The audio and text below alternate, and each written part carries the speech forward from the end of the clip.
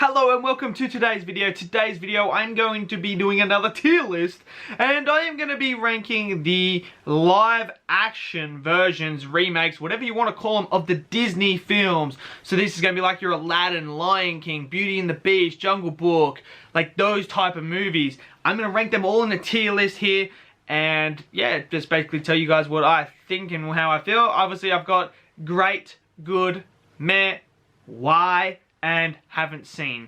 So I'm going to get into that. Make sure you leave me yours below in the comments below. Give us your thoughts on all these films. Where do you rank them? What are your thoughts on all these remakes? It's going to be a bit divisive because a lot of people either love them or they hate them. So I'm interested to know. Make sure you give us a like and subscribe and let's get into this video.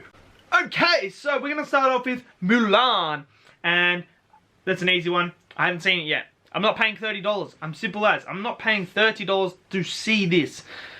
It's a rip-off. I'm not doing it. I'm not doing it. I'm sorry. That's why I haven't seen it, because I'm not paying that type of money for it. I'm sorry. I just wait until it comes on Disney Plus for free. I'm not paying 35 bucks. Anyway, The Lion King. Controversial time. Great. I really like The Lion King. I love it. A lot of people say it's soulless.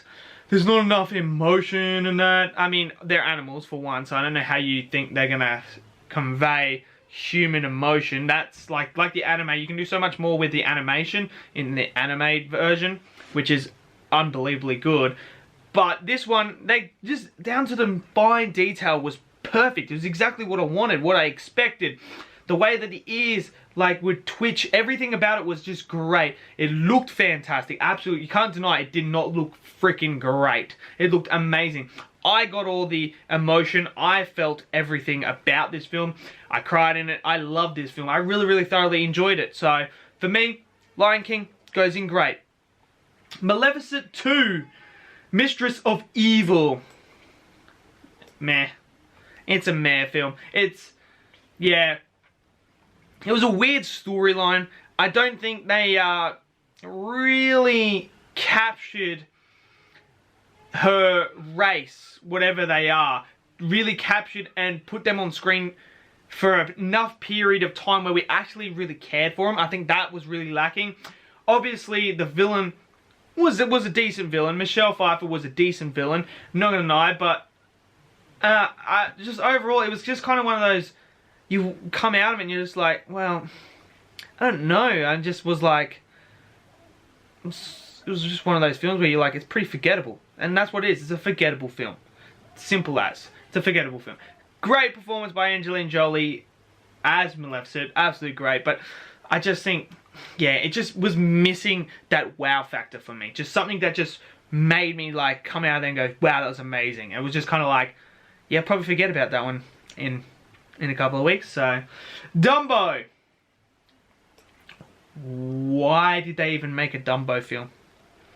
Why? This is just horrible. Absolutely horrible. This is what you call lifeless and soulless. This is a soulless one. This was just absolute. I was watching it and I'm just like, look at the cast you've got. It's a fucking phenomenal cast. And it just felt like someone went in there and ripped its soul out and just went, here you go, have this soulless film. It was just boring. It was just like, I was sitting there, I was like, this is dragging on. Like, is this gonna end? Is this gonna end anytime soon? So Dumbo goes in. Why? Aladdin. Look, Aladdin to me goes in great. I like this Aladdin one. I really did like this. I thought Will Smith was fantastic as the genie. I thought the performances were great. The musical numbers were perfect. Jafar. Most people are like, oh, don't like Jafar. But I think Jafar worked perfectly in this film. And the way his character was perfect for this particular film. You're not going to get the same Jafar from the animation. So I thought it worked well. I love the backstory they gave the genie. They gave the genie a whole new backstory, which was refreshing and something different. And I really liked that about this film. I had a great time. It was so fun, so enjoyable. I just thoroughly enjoyed it. And I think Will Smith was an absolute standout steal of the show. And it is just, I really like Aladdin. So he goes in the great tier for me. Lady and the Tramp. Why? This was just, I mean, I remember watching it and I'm just like, What were they thinking? This was suffered the same issues as Dumbo. I'm just sitting there and I'm like, this is just got nothing to it. Like, it's not what I remember. This isn't The Lady and the Tramp to me. This has nothing to, like, I don't know how they put this one through. I don't know how they made this. I really don't. I mean, it's horrible. It's up there with Dumbo as one of the worst. It's just horrible. Horrible. Alice Wonderland, whatever. I can't remember what it's called. There you go. I can't remember what it's called because it's a meh film. It's one that's forgettable as well. I mean, I've never been the biggest Alice in Wonderland fan. Some of it kind of creeped me out when I was a kid. Like the Jester Cat and the Mad Hatter and all that. Why there is some great performances in it, it's just creepy as fuck. It's more creepy than anything. And yeah, it's just a forgettable one for me. I mean, if you guys like it, that's good on you. But for me, I was just kind of like, yeah, it's a bit creepy and a bit, meh. I'm going to forget this one. But it had some good performances, so there's some positives and negatives. That's what the meh is. It's positive and negative. So to me, it's just a meh film. Jungle Book goes in the great tier. I really liked the Jungle Book as well. I thought this was fantastic. It had the soul. It had life to it. It made me care about the main characters. It made me care for the creatures. It had epic moments like when the big giant monkey comes out. That's what I wanted in the Jungle Book. It gave us a great story. It kept you on the edge of your seat. And it paid tribute to the original as well. It was just a phenomenal, phenomenal film. Jungle Book to me is great. The first Maleficent, again, it's the meh one. I don't think it's as good as the second one. I actually like the second one more than the first one. The first one was kind of like, okay. But it suffers the same as well as the second one suffers the same as the first one. Like, they both suffer the same thing. While Angelina Jolie is fantastic in the film, I just didn't really get the wow factor I was looking for in the film to make me just go, I need to rewatch this. I need to see this again. And to me, it's just meh. It's a forgettable one as well. Pete's Dragon, to be honest, had no interest in seeing it. Had no interest in seeing Pete's Dragon. Don't even know what it's about. Just, yeah, one of those ones where I just don't care for it, so. Beauty and the Beast goes in good. I actually don't mind this film. It's quite good. I think Luke Evans steals the show as Gaston. I think that was perfect casting. So good. He is so good. He is so good at making you hate his character, but like him at the same time. And that's great acting. And I thought Emma Watson did a good job playing Belle.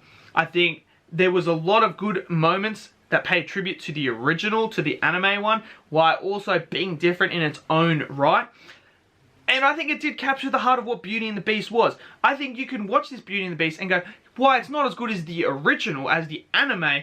It is a great, worthy successor of that film. I don't think you look at this film and go, it shouldn't exist. I think you look at this film and go, you know what?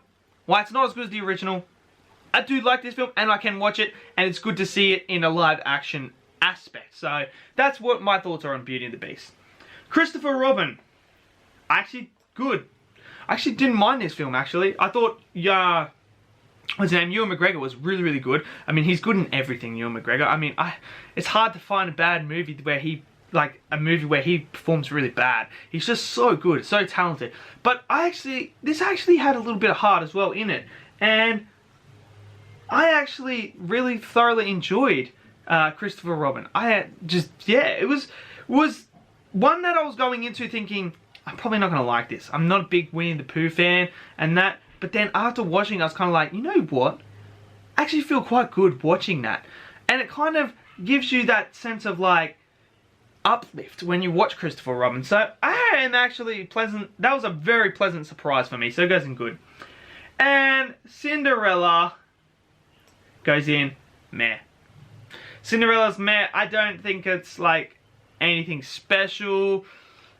Again, it suffers the same thing as Maleficent and Alice to me. It just didn't have the wow factor that the original anime had.